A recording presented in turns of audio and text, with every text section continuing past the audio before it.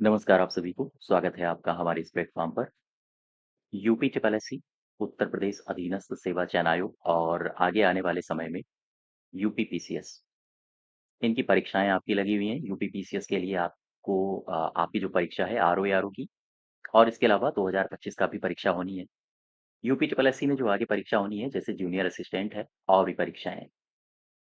तो अभी आपकी कुछ क्लासेस डिस्टर्ब चल रही थी पिछले कुछ दिनों से, अब इनको हम लोग फिर से कंटिन्यू करेंगे, ठीक है? आज हम लोग करेंगे यूपी ट्रिपल एससी में अभी जो परीक्षा हुई थी पिछले दिनों, वीपीओ ग्राम पंचायत अधिकारी, इसमें 15 क्वेश्चंस पूछे गए थे कंप्यूटर के। और ये जो कंप्यूटर के क्वेश्चंस पूछे गए थे, यही लेवल लगभग रहेगा आपका जूनियर असिस्टेंट के लिए। इन 15 क्वेश्चंस को डिटेल में देखेंगे कि और भी इसके आसपास कौन-कौन से क्वेश्चंस बन सकते हैं, जो कि आपकी आने वाली परीक्षा जूनियर असिस्टेंट है, इसमें भी कुछ क्वेश्चंस आपके हो सकें। ठीक? तो इनको डिस्कस करने से पहले मैं 2 जानकारियाँ दे दूँ।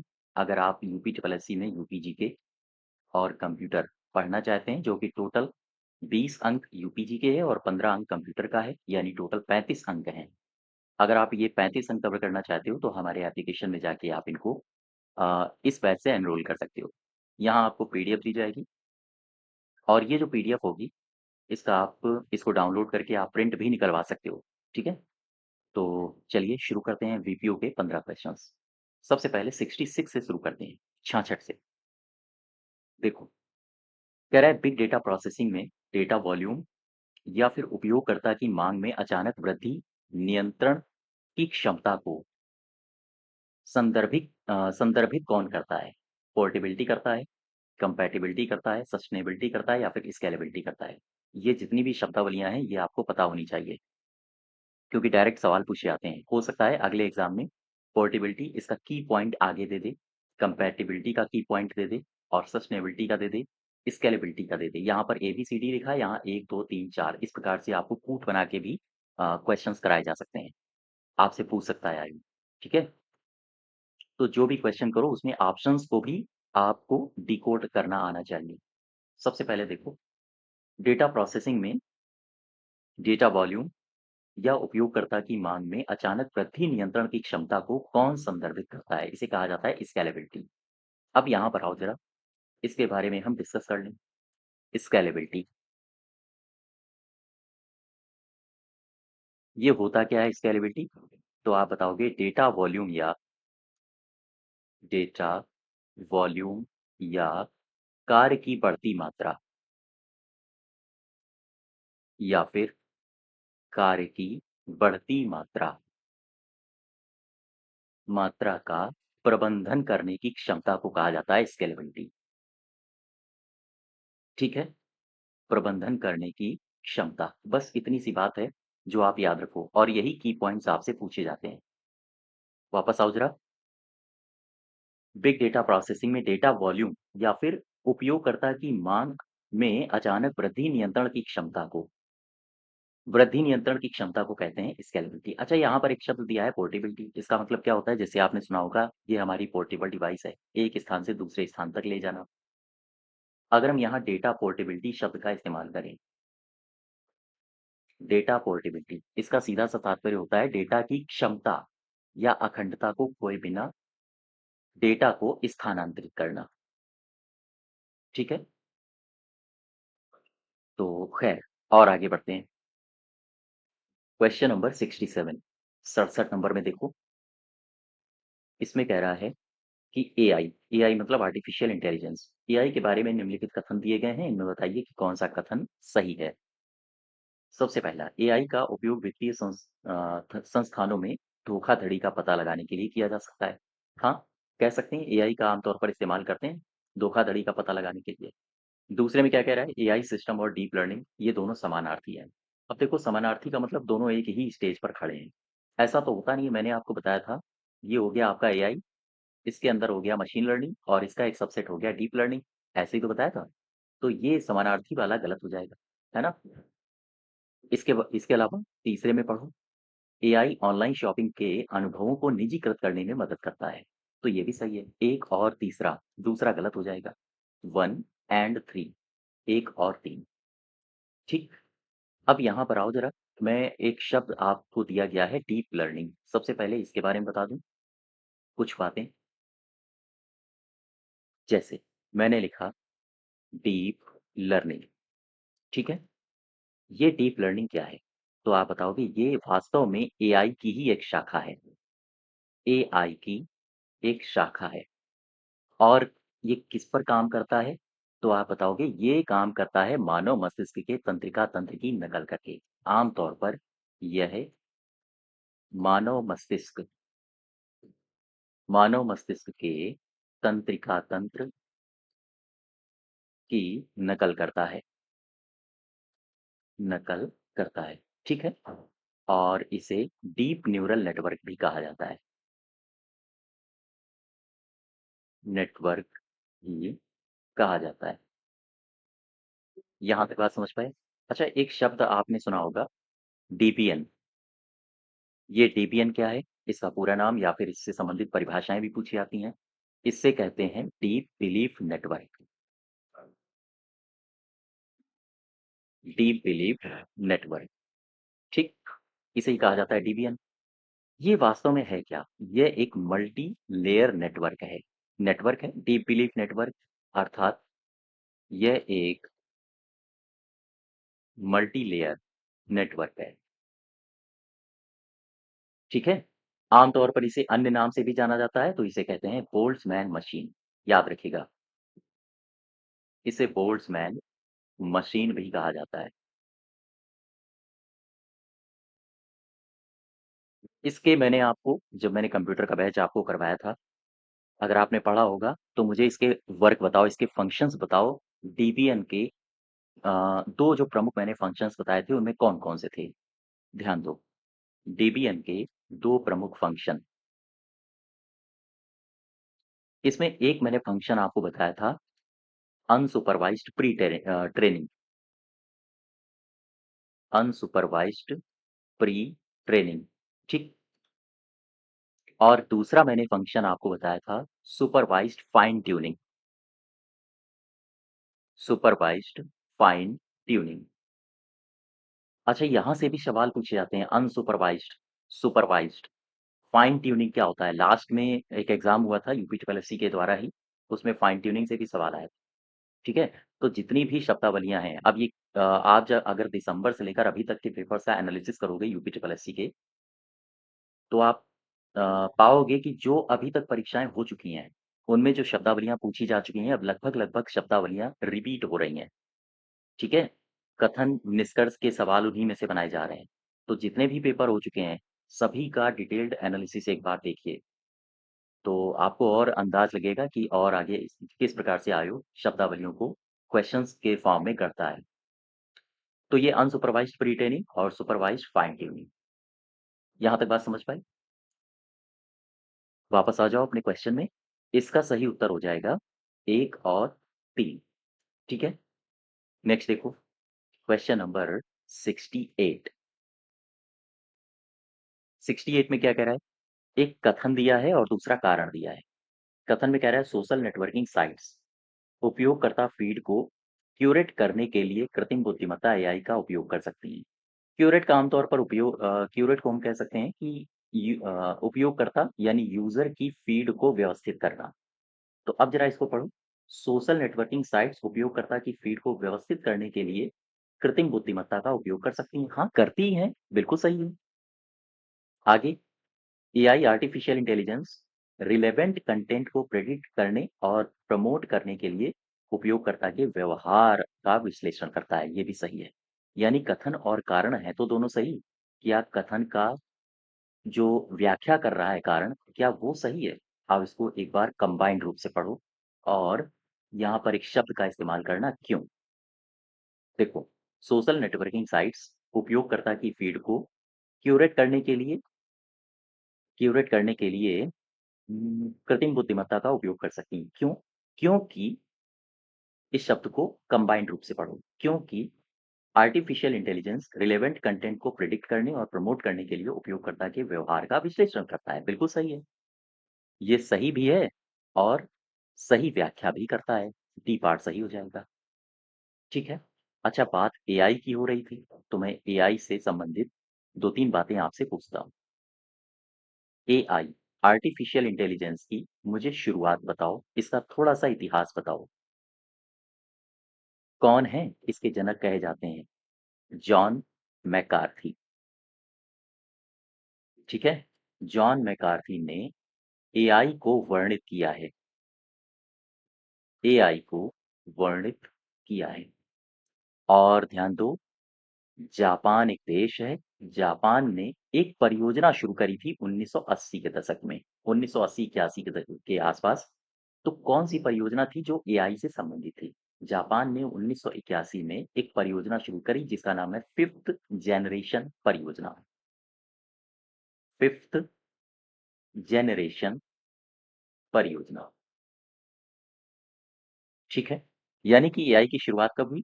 एआई की शुरुआत जॉन मैकार्थी ने इसको वर्णित किया है। और 1981 में फिफ्थ जनरेशन नामक परियोजना ये किसने शुरू करी थी? जो एआई पर आधारित थी, ये करी थी जापान ने। अच्छा, एक और आपने पढ़ा होगा, एलवी प्रोजेक्ट, पढ़ा है? एलवी प्रोजेक्ट, इसके बारे में, ये क्या प्रोजेक्ट है, कौन-कौन से फंक्शंस है इसमें? मैंने आपको सारा कुछ बताया हुआ है। तो ये जो एलवी प्रोजेक्ट है, क्या बता सकते हो इसको किसने चलाया था और कब चलाया था? यह 1984 से 1990 तक चला था और इसे ब्रिटिश सरकार ने चलाया था, ठीक है? ब्रिटिश सरकार द्वारा। तो ये कुछ पॉइंट्स हैं जो आपको पता होने चाहिए आर्टिफिशियल इंटेलिजेंस से संबंधित। और बाकी आर्टिफिशियल इंटेलिजेंस को डिटेल में पढ़ना हो तो आप हमारे अ, कंप्यूटर बैच में पढ़ सकते हो।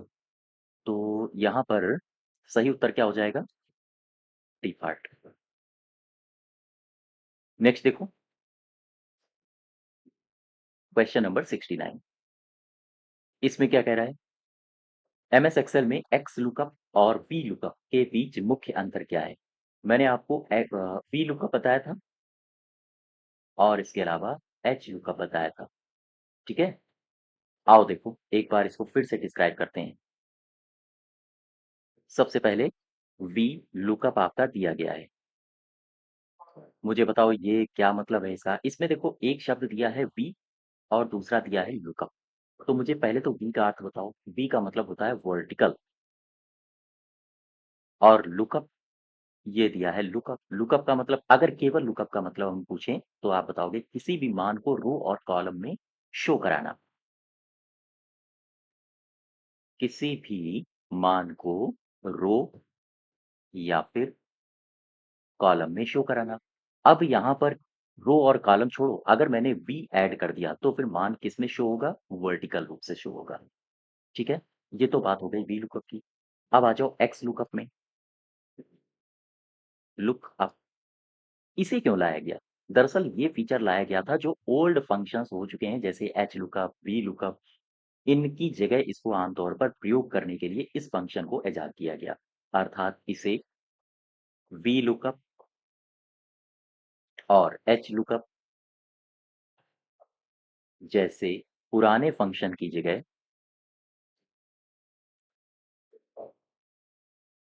पुराने फंक्शन की जगह प्रयोग करते हैं, ठीक है? आमतौर पर पुराने फंक्शंस की जगह प्रयोग करते हैं। अच्छा, ये सवाल अब आपसे पूछे जाते हैं, एक्स लुकअप की विशेषताएँ बताओ। एक्स लुकअप कैसे फंक्शन करता है? इसके लाभ क्या हैं? इसकी हानियाँ क्या हैं? अब इस प्रकार से सवाल पूछे जा रहे हैं बड़े-बड़े स्टेटमेंट्स बना के, ठीक? जैसे अभी आपसे अंतर पूछा था कि वी लुकअप और एक्स लुकअप में अंतर बताओ। कभी हो सकता है वी लुकअप एक्स लुकअप और अ, एच लुकअप तीनों का एक साथ अंतर पूछ सकता है। तो यहाँ पर मुझे बताओ इसकी विशेषताएँ। इसकी विशेषताएँ क्या-क्या हैं? आप बताओगे मोर वर्सेटाइल है। मोर वर्सेटाइल यानी कि बहुमुखी, अधिक बहुमुखी है। इसके अलावा और इसकी कौन-सी विशेषताएँ हैं? इसकी एक विशेषता ये है कि ये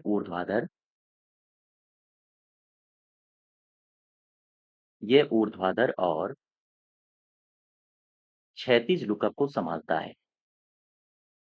लुकअप को सँभालता है, ठीक है? आम तौर पर क्षैतिज लुकअप और ऊर्ध्वाधर लुकअप को ये संभालता है। इसके अलावा और भी इसकी कुछ विशेषताएँ हैं क्या? हाँ, ये अधिक उपयोगकर्ता अनुकूल है, यानी यूज़र फ्रेंडली है। अधिक उपयोगकर्ता यह अनुकूल है, ठीक है? और रिवर्स और हॉरिज़ॉन्टल लुकअप की ये अनुमति देता है। अच्छा, अगर हम पूछें आपसे कि इसको इनेबल कैसे किया जाता है, how to enable X lookup in Excel?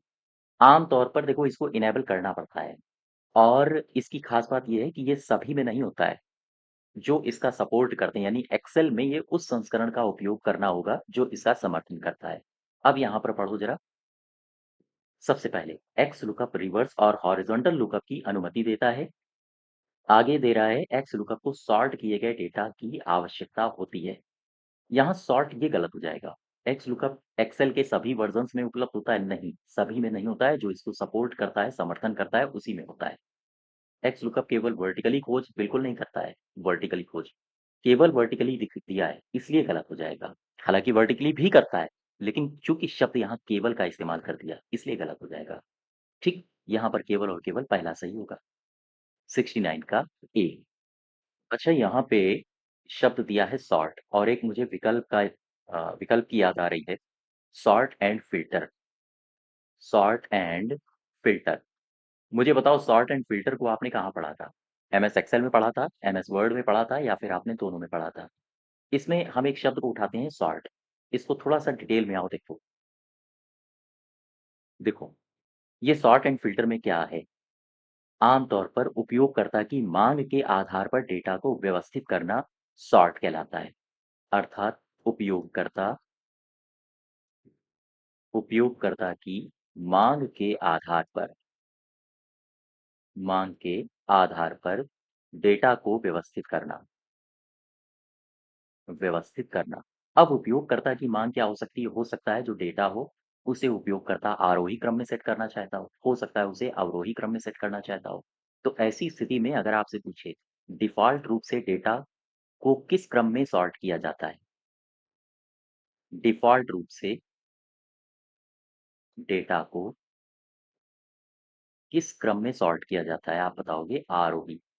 ये पूछा जाता है, ध्यान रखिएगा। आरोही क्रम में। डिफ़ॉल्ट रूप से डेटा को आरोही क्रम में सॉर्ट किया जाता है। ठीक है? यहाँ तक बात समझ गए? अब देखो, जब भी कभी सॉर्ट होगा, तो आम तौर पर साधारणतया इसमें 2 विकल्प मौजूद होते हैं। ये कौन-कौन से 2 विकल्प हैं? एक विकल्प है, इसे कहा जाता है सॉर्ट ए टू ज़ेड और दूसरा विकल्प है, इसे कहा जाता है सॉर्ट ज़ेड टू ए। अब सबसे पहले इसको उठाओ, सॉर्ट ए टू ज़ेड, यहाँ पर आओ, ए टू ज़ेड, गौर करना, ए टू ज़ेड, ये लिखा है ए टू ज़ेड। अब देखो, इसका रीज़निंग कोड कितना होता है? ए का होता है 1, ज़ेड का होता है 26। अब एक कॉमन सेंस लगाओ। मैंने कहा सॉर्ट करना यानी कि डेटा को क्रम में व्यवस्थित करना और आगे लिख दिया ए टू ज़ेड। अब यहाँ पर 2 फॉर्म देखना, अगर डेटा को डेटा को अगर न्यूमेरिकली सॉर्ट किया जाए, तो कैसे होगा? डेटा को अगर अल्फ़ाबेटिकली सॉर्ट किया जाए, तो कैसे होगा? सबसे पहले न्यूमेरिकली देखो, न्यूमेरिकली अगर सॉर्ट करना हो तो स्थिति क्या होगी? और अगर डेटा को अल्फ़ाबेटिकली सॉर्ट करना हो, तो क्या स्थिति होगी? सॉर्ट ए टू ज़ेड में, ठीक? अब यहाँ पर मैं दूसरी कंडीशन भी लिखता हूँ, चूँकि दोनों की अगर तुलना करके पढ़ोगे, तो ज़्यादा समझ में आएगा। ये मैंने लिखा सॉर्ट ज़ेड टू ए। अब ये बताओ ज़ेड का रीज़निंग कोड कितना है? 26, ए का कितना है? 1, गौर करना। सॉर्ट ज़ेड टू ए में अगर हम पूछें आपसे कि डेटा को न्यूमेरिकली सॉर्ट करना हो, तो क्या स्थिति होगी? अगर डेटा को अल्फ़ाबेटिकली सॉर्ट करना हो, तो क्या स्थिति होगी? न्यूमेरिकली। न्यूमेरिकल में अंक आप देखोगे 1 से 26 यानी कि ये है सबसे छोटा और ये है सबसे बड़ा। तो फिर होगा बढ़ते क्रम में। बात समझ पा रहे हो? यानी न्यूमेरिकली सॉर्ट होगा, तो सॉर्ट ए टू ज़ेड की स्थिति क्या होगी? Lowest to highest. Lowest to highest और अल्फ़ाबेटिकली में देखो ए टू ज़ेड यानी ए से ज़ेड की ओर। अब ए से जेड की ओर का मतलब क्या है? सॉर्ट अगर अल्फ़ाबेटिकली होगा तो ए टू ज़ेड होगा, ठीक है? अब यहाँ पर आप थोड़ा-सा कॉमन सेंस लगाओ इसको पढ़ने के बाद। न्यूमेरिकली अगर ज़ेड टू ए में सॉर्ट होगा तो ये लिखा है 26 यानी सबसे बड़ा और ये लिखा है 1 यानी कि सबसे छोटा। अब मुझे बताओ न्यूमेरिकली सॉर्ट इस स्थिति में क्या होगा?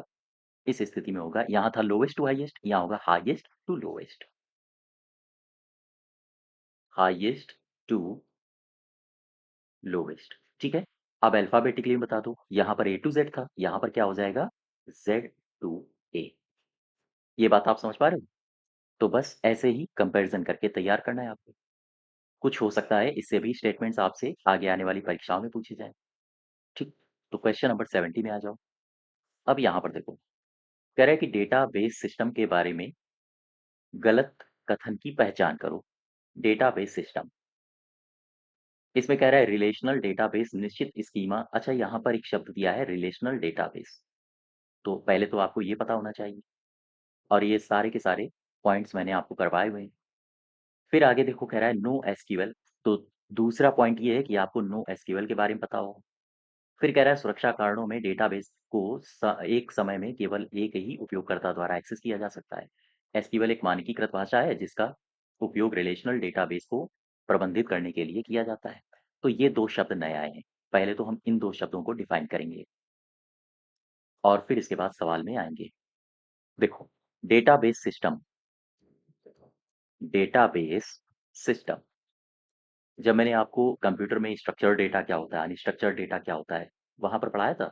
वहाँ पर फिर मैंने आपको relational database, no SQL, SQL ये सारे टर्म्स आपको समझाए थे। डेटाबेस सिस्टम, ठीक? डेटाबेस सिस्टम के प्रकार, आओ देखो सबसे पहले, ये जो डेटाबेस सिस्टम के प्रकार में सबसे पहले हम लोग पढ़ेंगे relational database system. Database system, अच्छा ये जो रिलेशनल डेटाबेस सिस्टम है, आम तौर पर क्या करता है ये? डेटा को व्यवस्थित करता है। डेटा को व्यवस्थित करता है। गौर करना। अब सवाल आया कि डेटा को भाई व्यवस्थित करना इसका काम है। तो कहाँ पर डेटा को व्यवस्थित करता है? ये करता है पंक्तियों और स्तंभों से बनी तालिकाओं में। पंक्तियों और स्तंभों से बनी तालिकाओं में। ठीक? अब इसी स्टेटमेंट के बिहाफ पे आप पहला स्टेटमेंट पढ़ो क्वेश्चन का। क्या कह रहा है? डेटाबेस सिस्टम में गलत कथन पहचानिए। सबसे पहला रिलेशनल डेटाबेस निश्चित स्कीमा में तालिकाओं में डेटा को संग्रहीत करते हैं। अर्थात रिलेशनल डेटाबेस सिस्टम में डेटा को व्यवस्थित किया जाता है, यही तो मैंने बताया था। कहाँ पर? पंक्तियों और स्तंभों की तालिकाओं में। तो ये तो पहला तो सही हो जाएगा। ठीक, दूसरे में आओ। कह रहा है नो एसक्यूएल डेटाबेस असंरचित डेटा को संभालने के लिए उपयुक्त है। अब मैंने आपको नो एसक्यूएल में क्या बताया था? याद करो जरा। देखो, नो एसक्यूएल डेटाबेस, इसमें मैंने आपको कहा, आपसे बताया था कि इसे डिजाइन किया गया है। इसे डिजाइन किया गया। सवाल ये है कि क्यों डिजाइन किया गया? आप बताओगे असंरचित और अर्धसंरचित।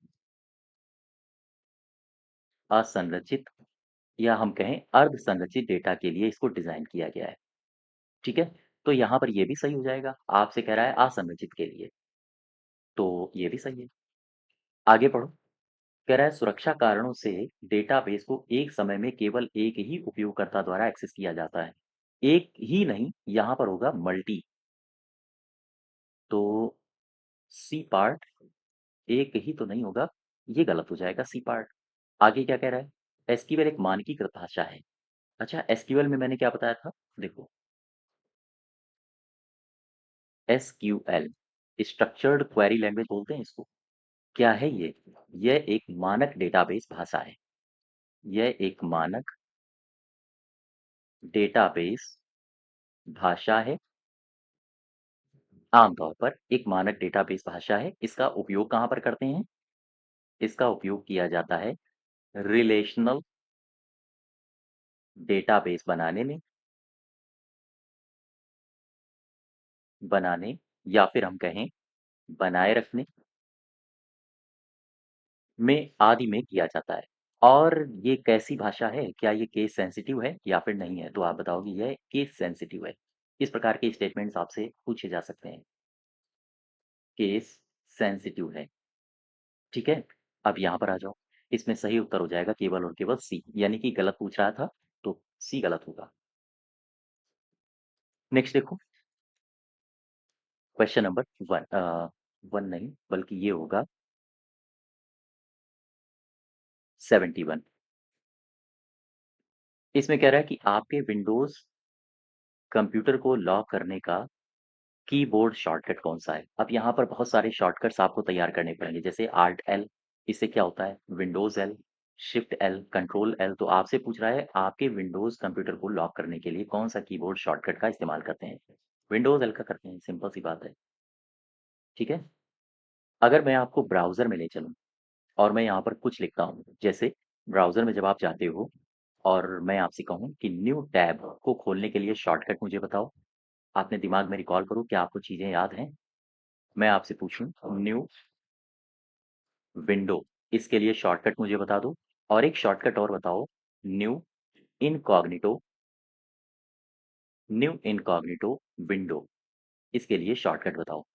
देखो, न्यू टैब इसका होता है control plus T, new window को control plus N, new incognito window के लिए control plus shift plus N, ठीक। अच्छा, डाउनलोड्स के लिए बता दो। डाउनलोड्स के लिए याद रखिएगा कंट्रोल प्लस जे, बहुत बार एग्जाम में पूछे गए हैं। और चलो मैं आपसे 2-3 सवाल पूछता हूँ। मुझे बताओ delete browsing data, delete browsing data, इसके लिए शॉर्टकट बताओ। फिर मुझे बताओ प्रिंट के लिए शॉर्टकट। और एक चलो बुकमार्क में चलते हैं। मुझे बताओ bookmark, bookmark a, bookmark this tab, ये आपको एक विकल्प मिलता है बुकमार्क में। इसका शॉर्ट बताओ। डिलीट ब्राउज़िंग डेटा, इसके लिए शॉर्ट क्या होगा? इसके लिए होगा control shift plus del.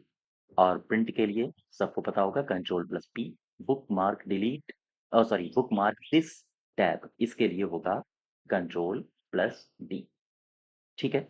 Bookmark में दो और मैं लिखता हूँ, इनको बताना। दो नहीं बल्कि मैं लिखता हूँ तीन। एक मैंने लिखा बुकमार्क,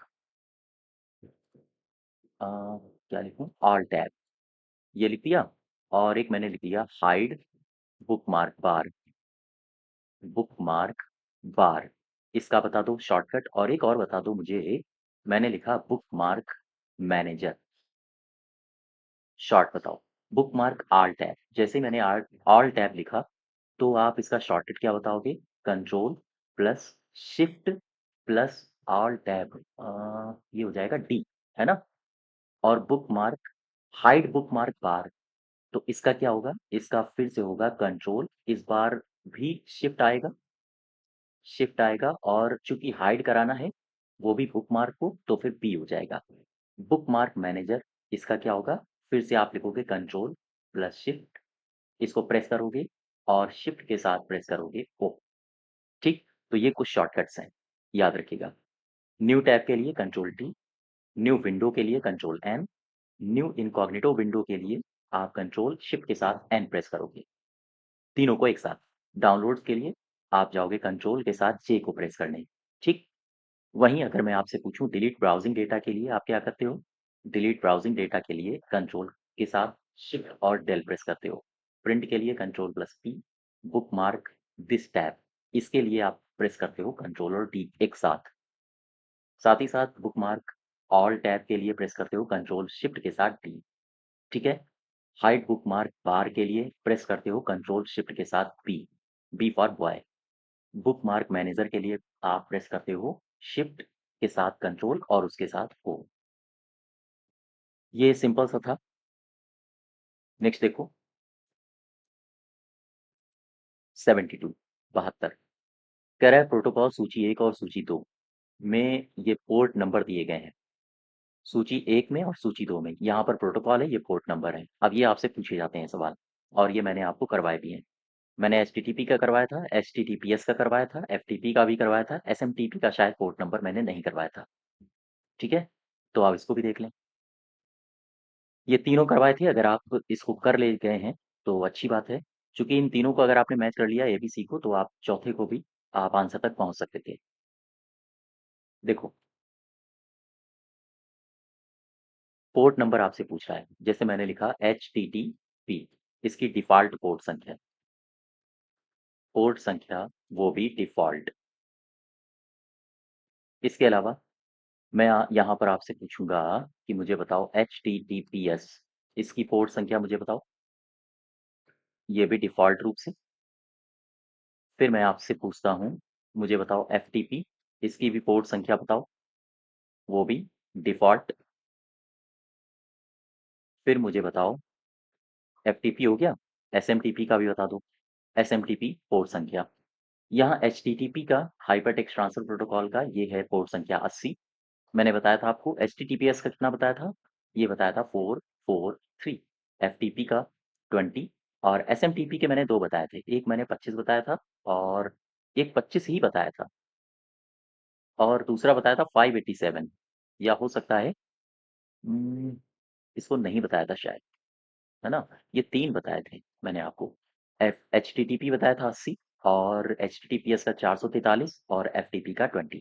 इसको आप ध्यान रखना, ये भी आपसे पूछा गया है। ये 3 मैंने आपको बताए थे कंप्यूटर की क्लास में। तो वापस आ जाओ। अब देखो HTTP hyper text transfer protocol इसका हो जाएगा 80, एचटीटीपीएस का हो जाएगा 443, एफटीपी का हो जाएगा 21 और एसएमटीपी का हो जाएगा 25, यानी 25 और 25 और 587, तो 25 हो जाएगा। तो आप इस प्रकार से मैच करा लेना। ठीक है? नेक्स्ट देखो, क्वेश्चन नंबर 73। इसमें क्या दिया है? अभिकथन ए और यहाँ पर कारण दिया है। विंडोज सिस्टम रिस्टोर सुविधा व्यक्तिगत फाइलों को प्रभावित किए बिना सिस्टम स्तरीय परिवर्तनों को पूर्ववत कर सकती है। विंडोज सिस्टम रिस्टोर सुविधा व्यक्तिगत फाइलों को प्रभावित किए बिना सिस्टम स्तरीय परिवर्तनों को पूर्ववत कर सकती है। हाँ, ठीक है। आगे क्या कह रहा है? यह निश्चित अंतराल पर या महत्वपूर्ण अपडेट से पहले रिस्टोर पॉइंट नामक स्नैपशॉट बनाती है। ठीक, अब इसमें यहाँ पर क्यों लिखूं और इसको एक साथ पढ़ो जरा। जस्ट वेट, इसमें एक साथ इसको पढ़ो। कह रहा है कि विंडोज सिस्टम रिस्टोर सुविधा व्यक्तिगत फाइलों को प्रभावित किए बिना सिस्टम स्तरीय परिवर्तनों को पूर्ववत कर सकती है। क्यों? क्योंकि यह निश्चित अंतराल पर या महत्वपूर्ण अपडेट से पहले रिस्टोर पॉइंट नामक स्नैपशॉट बनाती है। बिल्कुल दोनों सही है, दोनों सही और ये सही व्याख्या भी कर रहा है। नेक्स्ट देखो, क्वेश्चन नंबर 74। इस प्रकार के सवाल तो आपको बिल्कुल सिंपल लगते होंगे। ये लिखा है पर्यवेक्षित अधिगम, अपर्यवेक्षित यानी अनसुपरवाइज्ड। ये लिखा है सुदृढ़ीकरण और ये लिखा है अर्ध पर्यवेक्षित। यहाँ से सवाल आपसे पूछा भी गया है। कई-कई बार, जितनी बार परीक्षाएँ हुई हैं मुझे लग रहा है 2-3 बार छोड़ के सुपरवाइज्ड, अनसुपरवाइज्ड से अब उसके पास सवाल नहीं बचे हैं तो की पॉइंट्स लेके टेबल के फॉर्म में पूछ रहा है ना? अब देखो सुपरवाइज्ड, मैंने इसमें बताया था कि ये जो सुपरवाइज्ड लिखा है इसमें लेबल डेटा का इस्तेमाल होता है। तो अब इसको मैच कराओ, लेबल कहाँ पर है? लर्निंग विदाउट लेबल, जैसे ही विदाउट लेबल आया तो ये मैच कर जाएगा अनसुपरवाइज्ड से। Learning through trial and errors, trial and errors यानी कि उपहार और पेनाल्टी लगाना, ये मैंने क्या बताया था? Reinforcement. Learning from labelled data, तो ए का हो जाएगा तीसरा। सेमी सुपरवाइज्ड में learning through labelled and unlabelled data, ये हो जाएगा डी का चौथा। ठीक है? तो इस प्रकार से आप तैयार करो। अच्छा, इसके अलावा कुछ पॉइंट्स मैंने और बताए थे आपको, जैसे सुपरवाइज्ड सुपरवाइज्ड लर्निंग। अच्छा, ये जो सुपरवाइज्ड लर्निंग मैंने बताया था इसमें जो क्लासिफिकेशन, इसके टाइप्स कौन-कौन से बताए थे? रिवीजन करो ज़रा। एक बताया था क्लासिफिकेशन और एक बताया था रिग्रेशन। क्लासिफिकेशन और रिग्रेशन, ये तो हो गया सुपरवाइज्ड। अब मुझे बताओ अनसुपरवाइज्ड का। अनसुपरवाइज्ड लर्निंग, और ये जो अनसुपरवाइज्ड लर्निंग है इसके टाइप्स बताओ। एक बताया था क्लस्टरिंग, एक मैंने बताया क्लस्टरिंग और दूसरा कौन बताया? ये एसोसिएशन, क्लस्टरिंग और एसोसिएशन, ठीक है? यहाँ तक समझ पा रहे हो? वापस आ जाओ, इसमें आप मैच करा लेना इस क्वेश्चन को। नेक्स्ट देखो, नेक्स्ट 75 75 में, इसमें क्या कह रहा है? इसमें कह रहा है कि अभिकथन दिया है और कारण दिया है। एचटीएमएल और HTTP world wide web functioning के लिए आवश्यक है। हाँ, बिल्कुल सही है। एचटीएमएल है हाइपरटेक्स्ट मार्कअप लैंग्वेज और एचटीटीपी है हाइपरटेक्स्ट ट्रांसफर प्रोटोकॉल। ये डब्ल्यूडब्ल्यूडब्ल्यू यानी वर्ल्ड वाइड वेब फंक्शनिंग के लिए अति आवश्यक है। कारण में क्या है? एचटीएमएल वेब दस्तावेज संरचना को परिभाषित करता है, जबकि एचटीटीपी सर्वर क्लाइंट के बीच वेब कंटेंट को स्थानांतरित करने के लिए उपयोग किया जाने वाला एक प्रोटोकॉल है। अब दोनों को जरा मैच करा के पढ़ो। HTML HTTP world wide web functioning के लिए आवश्यक है। क्यों? क्योंकि एचटीएमएल वेब दस्तावेज की संरचना को परिभाषित करता है और एचटीटीपी सर्वर क्लाइंट के बीच वेब कंटेंट को स्थानांतरित करने के लिए उपयोग किया जाने वाला एक प्रोटोकॉल है। बिल्कुल सही। यहाँ पर आपका डी पार्ट सही हो जाएगा। ठीक है? सही व्याख्या भी करता है और दोनों कथन सही भी। अब यहाँ पर ये दरअसल लिखा था, जस्ट वेट, इसी क्वेश्चन में आओ वापस। 75 में यहाँ पर लिखा है HTML HTTP world wide web.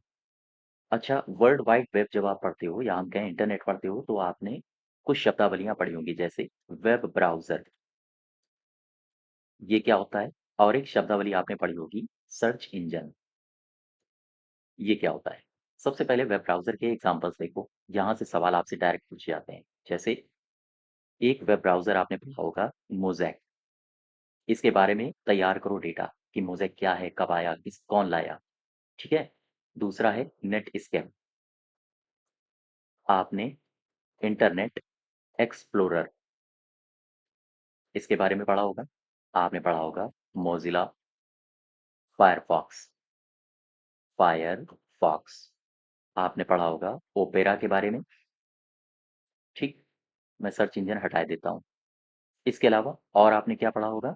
Opera, या फिर आपने एयरवाइज़, एयरवाइज़ से सवाल कई बार आ चुका है, या एयरविज़ भी कई जगह लिखा मिला होगा आपको। ये क्या है और ये कब आया था? जैसे गूगल क्रोम, गूगल क्रोम। आपने एपिक का नाम सुना होगा, एपिक। आपने एज का नाम सुना होगा, जो कि माइक्रोसॉफ्ट का है, माइक्रोसॉफ्ट एज। इनको याद रखो। इसके अलावा आपसे अगर हम पूछें कि सर्च इंजन बताओ, तो सर्च इंजन के भी कुछ एग्जांपल्स एज़ इट इज़ याद करो, जैसे याहू, जैसे गूगल, ठीक है? मैं क्रोम की बात नहीं कर रहा हूँ, मैं बात कर रहा हूँ केवल गूगल की, जैसे अल्टा विस्टा, अल्टा विस्टा, या फिर आपने हॉटपॉट का नाम सुना होगा, है ना? अ, आपने एक और नाम सुना होगा जिसे कहा जाता है वेब क्राउलर, वेब क्राउलर। इसके अलावा एक्साइट, आपने गुरुजी का नाम सुना है? Guruji search engine, Gigablast, Gigablast, या फिर बायडू का भी नाम सुना होगा, है ना? बायडू से संबंधित एक सवाल पूछा गया था आपसे, यूपी ट्रिपल के द्वारा ही पूछा गया था हाल ही के किसी एग्जाम में। इसके अलावा डक डक गो, डक डक गो, आपने यानडेक्स का नाम सुना होगा, यानडेक्स, ये क्या है? इसके बारे में पढ़ो। और वोल्फ्रम अल्फा, वोल्फ्रम अल्फा, इसके बारे में पढ़ा होगा। तो ये कुछ सर्च इंजन्स हैं जो आपको ध्यान रखने चाहिए, पूछे जाते हैं। नेक्स्ट देखो 76, इसमें कह रहा है कि इनमें से कौन-सा सुरक्षित नेटवर्क प्रोटोकॉल का उदाहरण है? सुरक्षित नेटवर्क प्रोटोकॉल आपसे पूछ रहा है तो आ जाएगा एसएसएच, फिर दिया है HTTP hypertext transfer protocol, telnet दिया है, फाइल ट्रांसफर प्रोटोकॉल दिया है। ये है, आंसर होगा एसएसएच। क्यों होगा? आओ देखो। एसएसएच क्या है? पहले तो इसका पूरा नाम बताओ। इसको कहा जाता है सिक्योर शेल, सिक्योर शेल, ठीक, गौर करना। इसे अगर पूरा नाम पूछे तो आप कहोगे इसे कहा जाता है सिक्योर, सिक्योर सॉकेट शेल, नाम याद रखो। अब सवाल मेरा ये है कि ये क्या है? तो आप बताओगे ये वास्तव में एक क्रिप्टोग्राफिक नेटवर्क प्रोटोकॉल है। क्रिप्टोग्राफिक एक नेटवर्क प्रोटोकॉल है। फिर से समझो, यह एक क्रिप्टोग्राफिक नेटवर्क प्रोटोकॉल है। आमतौर पर इसका इस्तेमाल कहाँ पर करते हैं? चूंकि क्रिप्टोग्राफिक है तो नेटवर्क पर एन्क्रिप्टेड डेटा को स्थानांतरित करने के लिए इसका इस्तेमाल करते हैं एसएसएच का। अर्थात नेटवर्क पर एन्क्रिप्टेड एन्क्रिप्टेड डेटा को स्थानांतरित करने के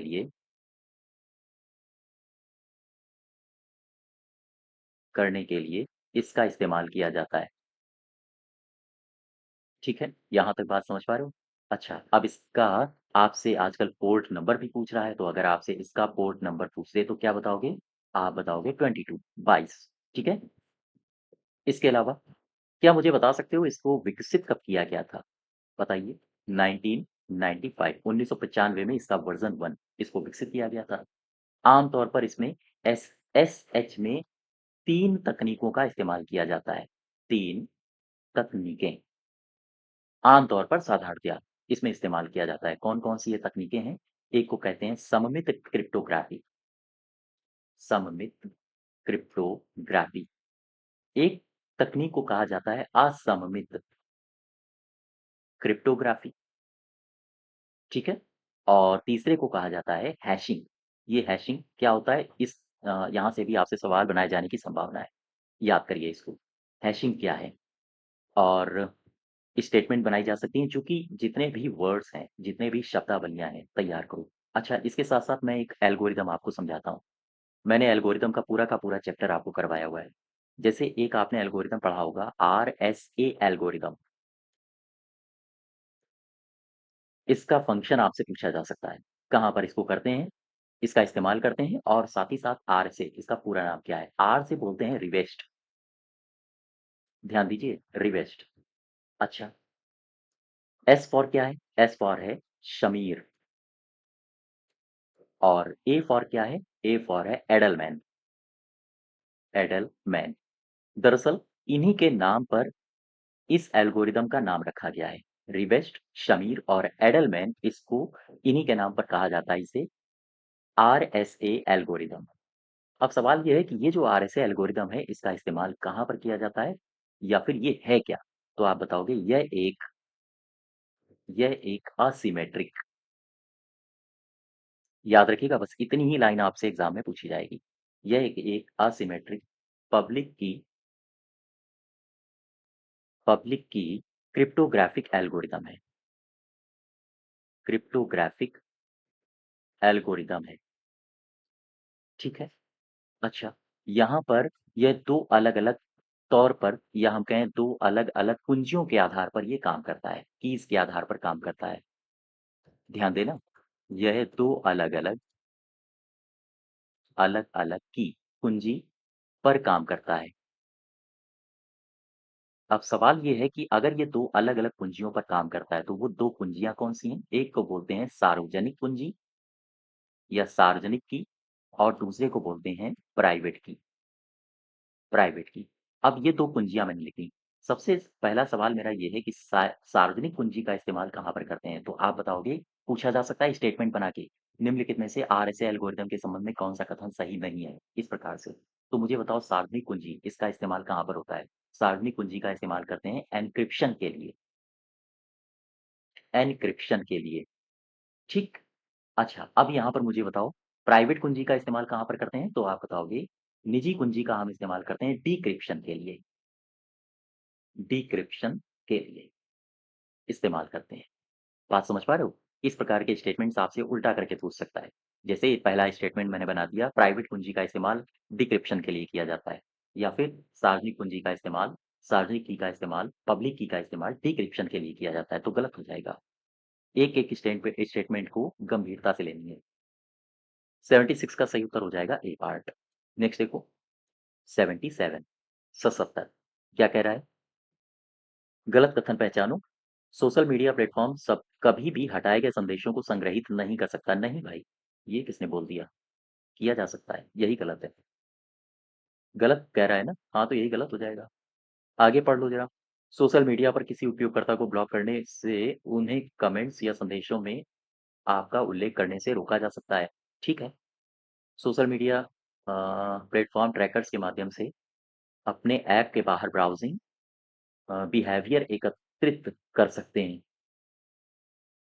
आगे लिखा है वेरिफाइज़ बैज ये सुनिश्चित करते हैं कि खाता प्रमाणित है और किसी सार्वजनिक व्यक्ति या ब्रांड का है। हाँ, ठीक है। ये सारे के सारे सही हैं। ए पार्ट गलत हो जाएगा। नेक्स्ट देखो क्वेश्चन नंबर 78 इसमें क्या कह रहा है? कथन और कारण दोनों दिए हैं। कथन अच्छा यहाँ पर सोशल मीडिया से संबंधित सवाल था ना? जस्ट वेट सोशल मीडिया मैं कुछ सोशल मीडिया प्लेटफ़ॉर्म्स लिख रहा हूँ। मुझे बताना इनके देशों के नाम। जैसे गौर करो, मैं कुछ सोशल नेटवर्क लिख रहा हूँ और मुझे उनके उद्गम देश के नाम बता दो। कहाँ से वो जनरेट हुए हैं? जैसे अगर मैं आपसे पूछूं ये एक प्लेटफॉर्म है फेसबुक इस कहाँ से जनरेट हुआ है इसका उद्गम देश कौन सा है अमेरिका मुझे बताओ जिस प्लेटफॉर्म पर आप लोग पढ़ रहे हो वाईटी ये कहाँ से इजाद हुआ है कंपनी है अमेरिका की मुझे बताओ जो आप ग्रुप्स बनाते हो व्हाट्सएप का ये भी कहाँ की कंपनी है ये भी इसका उद्गम देश है अमेरिका और मुझे बताओ इंस्टा ठीक है इंस्टाग्राम ये भी कहाँ की कंपनी है इसका भी उद्गम देश है अमेरिका अच्छा, ये जो अभी बैन हुआ था टिकटॉक, ये कहाँ का है? चीन का। और एक मुझे बताओ, मैंने लिखा वी चैट, ये कहाँ का है? ये भी चीन का है। इसके बाद टेलीग्राम का मुझे बता दो। तो टेलीग्राम को रसिया के उद्यमी थे, ये रूसी के उद्यमी थे और या हम कहें रूसी उद्यमी, इन्होंने इसका विकास किया था।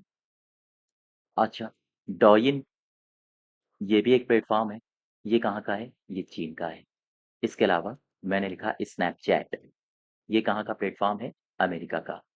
मुझे बताओ हुआईशो हुआईशो ये कहाँ का है? ये भी चीन का है। मुझे बताओ ट्विटर ये कहाँ का प्लेटफॉर्म है? अमेरिका का। आप देख पा रहे हो? अमेरिका चीन ये डोमिनेट कर रहे हैं सोशल मीडिया प्लेटफॉर्म्स पर। ठीक है? नेक्स्ट देखो 78 78 नंबर ये कथन है और ये कारण है। पढ़ लो जरा एक बार। कह रहा है कि भारत स्वास्थ्य सेवा क्षेत्र एआई को अपना रहा है। भारत का जो स्वास्थ्य सेवा क्षेत्र है वो आर्टिफिशियल इंटेलिजेंस को अपना रहा है, बिल्कुल सही है। और डॉक्टरों की जगह एआई सक्षम मशीनें अपना रहा है। देखो, इस समय भारत की पोजीशन हाँ ठीक है, अच्छी बात है। भारत एआई मशीनें अपना रहा है, लेकिन ऐसा बिल्कुल नहीं है कि भारत ने डॉक्टर्स को एक किनारे कर दिया, बोला तुम लोग घर में बैठो और हम एआई मशीनों से ही अपना काम कराएँगे।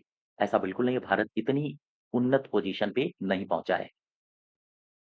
आर में आओ, एआई दैनिक एआई नैदानिकी परिणामों को बेहतर बनाने के लिए एक्स-रे, एमआरआई स्कैन और इलेक्ट्रॉनिक स्वास्थ्य रिकॉर्ड जैसे बड़े डेटा सेट का विश्लेषण कर सकता है। ये बिल्कुल सही है, ठीक है? इसको एक बार फिर से पढ़ लो अगर कन्फ्यूज़न हो। भारत स्वास्थ्य सेवा क्षेत्र एआई को अपना रहा है, ठीक है? और डॉक्टरों की जगह एआई सक्षम मशीनें इनका इस्तेमाल कर रहा है। ये गलत हो जाएगा। ये गलत हो जाएगा यानी कि आर सही है और ए गलत है। तो पढ़ो ज़रा। ए गलत कथन है, लेकिन आर सही है। सी पार्ट इसका सही होगा।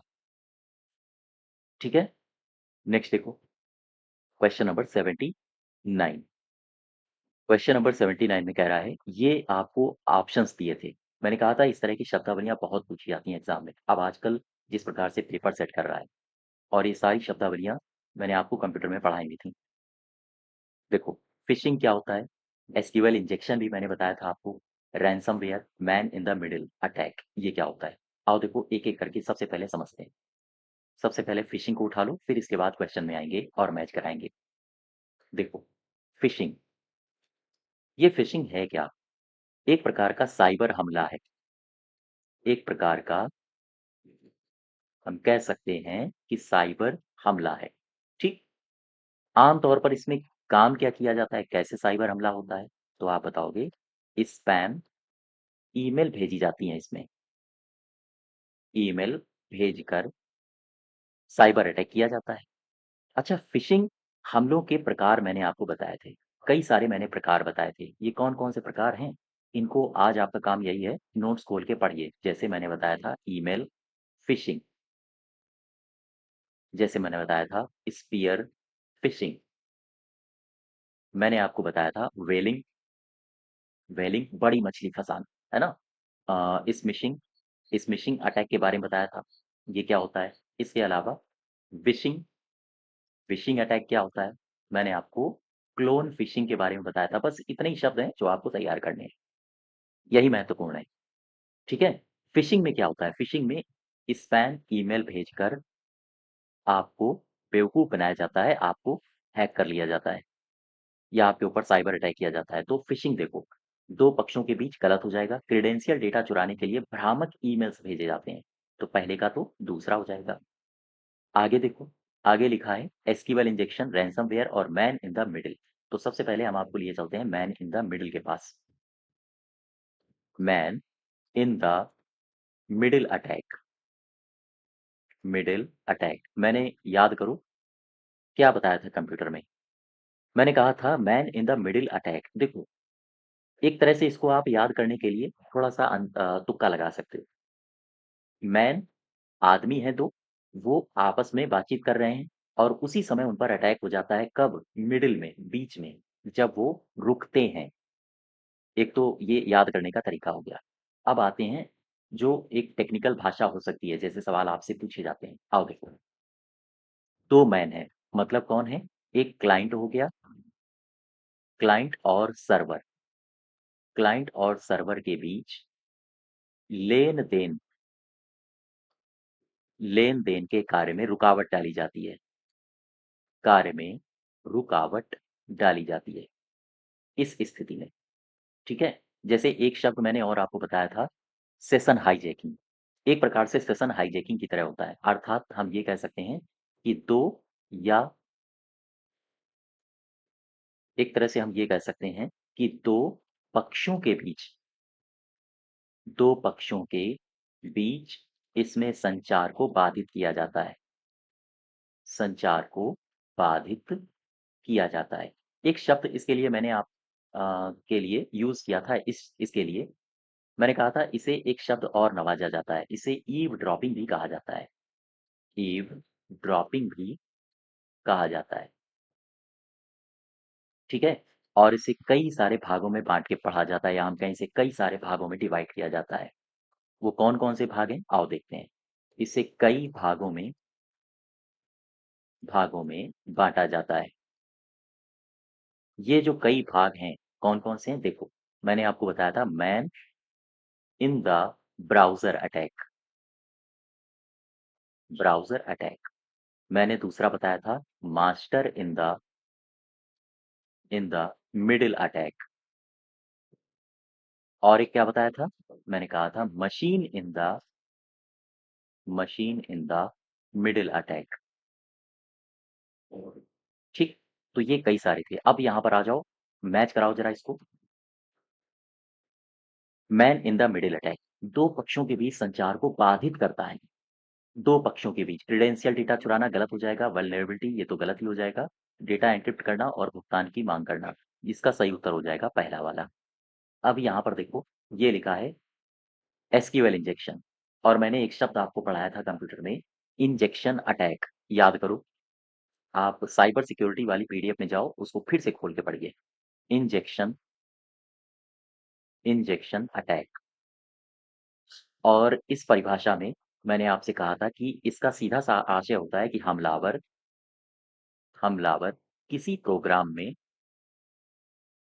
में मैलिशियस कोड डालता है, मैलिशियस कोड डालता है। ये शब्द लिखवाया था। तो कोड कब डाल पाएगा? जब आपका जो डेटा होगा वो वल्नरेबल होगा, अर्थात डेटा की वल्नरेबिलिटी को फ़ायदा उठाता है। डेटा की वल्नरेबिलिटी का इसमें फ़ायदा उठाया जाता है, ठीक है? ऐसी स्थिति में जब फ़ायदा उठा लिया जाता है तो डेटा तक पहुँच सुनिश्चित की जाती है और इसमें मैंने एग्ज़ाम्पल्स के तौर पर बताया था जैसे एसक्यूएल, इंजेक्शन, जैसे कोड इंजेक्शन, जैसे एक्सएमएल इंजेक्शन, ठीक है? वापस आ जाओ। एसक्यूएल इंजेक्शन में क्या हो जाएगा? डेटा की वल्नरेबिलिटी का फ़ायदा उठाना। अब एक और बचा है रैनसमवेयर। ये तो सिंपल सा है, डेटा एन्क्रिप्ट कर लेता है और भुगतान की फिर माँग करता है। आपकी पहुँच डेटा तक नहीं पहुँचाई जाती, यानी आप डेटा तक एक्सेस नहीं कर पाते हो। फिर इसके बाद आपसे रैनसम माँगा जाता है और कहा जाता है कि पैसा दो, तो आप डेटा तक पहुँच सकते हो। दे देते हो, फिर भी ये सब काम नहीं होता है ना? तो ये सारे क्वेश्चंस, ये 79 था। अब आ जाओ 80 में। ये सिंपल था, बिल्कुल सिंपल था। जितने भी क्वेश्चंस पूछे गए थे, उन सब में 15 क्वेश्चंस में सबसे सिंपल, क्वेश्चन नंबर 80। पहली पीढ़ी, दूसरी पीढ़ी, तीसरी पीढ़ी, चौथी पीढ़ी, 5वीं पीढ़ी। ये सारी की सारी पीढ़ियाँ मैंने आपको करवाई थी और फिर आपको मैच करा देना था कि कौन-सा किससे मैच करता है। मैच करा दो, यहाँ पर आओ। पहली पीढ़ी मैंने क्या बताया था? निर्वात ट्यूब, निर्वात ट्यूब। दूसरी पीढ़ी में क्या बताया था? सेकंड जनरेशन में ये था ट्रांजिस्टर। तीसरी पीढ़ी में ये आ गया था आईसी चिप। ठीक, ये तीसरी पीढ़ी में आ गई थी। चौथी पीढ़ी में क्या आ गया था? ये आ गया था वीएलएसआईसी या फिर माइक्रो प्रोसेसर। फिर ये चौथी हो गई। 5वीं पीढ़ी में क्या आ गया था? यू यू ये यू है, यूएलएसआईसी, अल्ट्रा लार्ज स्केल इंटीग्रेशन। तो पहला हो जाएगा वैक्यूम, दूसरा हो जाएगा ट्रांजिस्टर, तीसरा हो जाएगा एकीकृत सर्किट यानी कि आईसी चिप, चौथा हो जाएगा माइक्रो प्रोसेसर चिप। ठीक है? अपना मैच करा लेंगे। यहाँ तक बात समझ गए? इसके अलावा मैं कुछ पॉइंट्स आपको और बताता हूँ। देखो, सवाल यहाँ से भी पूछे जाते हैं, कंप्यूटर वायरस का इतिहास। 2-3 पॉइंट्स यहाँ से याद रखना। ये सवाल आपसे प्रीवियस डेज़ में पूछे भी गए हैं आयोग के द्वारा और आगे भी पूछे जाने की संभावना है। सबसे पहला पॉइंट, मुझे बताओ पहला कंप्यूटर वायरस, बता सकते हो? नाम है क्रीपर, क्रीपर सिस्टम। ये कब अस्तित्व में आया था? 1971 में प्रायोगिक रूप से इसको अस्तित्व में लाया गया। प्रायोगिक रूप से इसे अस्तित्व में लाया गया। ठीक है? प्रायोगिक रूप से 1971। अच्छा, एक वायरस और है। ये वायरस का नाम है रैबिट, रैबिट। तो ये जो रैबिट नामक वायरस है, क्या बता सकते हो ये किस दशक में आया था? 1970 के दशक में ये अस्तित्व में आया। एक वायरस का मैं नाम और लिखता हूँ, देखो, ये नाम है एल्क क्लोनर, एल्क क्लोनर। तो ये जो एल्क क्लोनर नामक वायरस है, ये रिच स्क्रेंटा ने बनाया था, रिच स्क्रेंटा। एक और मुझे बताओ, ये आपका प्रीवियस डेज़ में पूछा गया है आयोग के द्वारा। मैं लिखता हूँ एमएस डॉस, एमएस डॉस के लिए पहला वायरस, कहते हैं ये ब्रेन था, ब्रेन। और एक वायरस और है, द मॉरिस, द मॉरिस। ये वायरस कब अस्तित्व में आया था? 1980 के दशक में, यानी 1988 के आसपास ये वायरस अस्तित्व में आया था, द मॉरिस। ठीक है? कुछ मैं आपको परिभाषाएँ लिख के दे रहा हूँ, ये परिभाषाएँ तैयार करना। आज आपकी ज़िम्मेदारी है। परिभाषाएँ, इनको सर्च करो। जैसे मैंने लिखा उर्स निफ, ये क्या है? जैसे मैंने लिखा क्रिप्टो वॉल, इसकी परिभाषा आपसे पूछी जा सकती है। मैंने लिखा विरलॉग, इसकी परिभाषा पूछी जा सकती है। वोफस, ये क्या है? वोबफस। इसके अलावा ये वायरस हैं, ठीक है? ये कब अस्तित्व में आए थे? जैसे बीबोन, याद रखो। Storm warm, storm worm. ठीक? तो ये कुछ इनकी परिभाषाएँ आप तैयार करो। ये आपके लिए होमवर्क है। तो ये 15 क्वेश्चन्स थे, यूपी ट्रिपल एससी का जो बीपीओ की परीक्षा हुई थी, उसके कंप्यूटर के 15 क्वेश्चन्स, ठीक है? इसी के आगे हम लोग नेक्स्ट टर्न पर कंटिन्यू करेंगे। इसकी पीडीएफ के लिए आप हमारे एप्लीकेशन में जाके कंप्यूटर बैच से डाउनलोड कर सकते हो। नेक्स्ट 24 आवर्स में पीडीएफ डाली जाएगी, ठीक है? तो आपकी कुछ क्लासेस डिस्टर्ब रही थी अभी बीच में, इनको फिर से हम लोग कंटिन्यू करेंगे। धन्यवाद।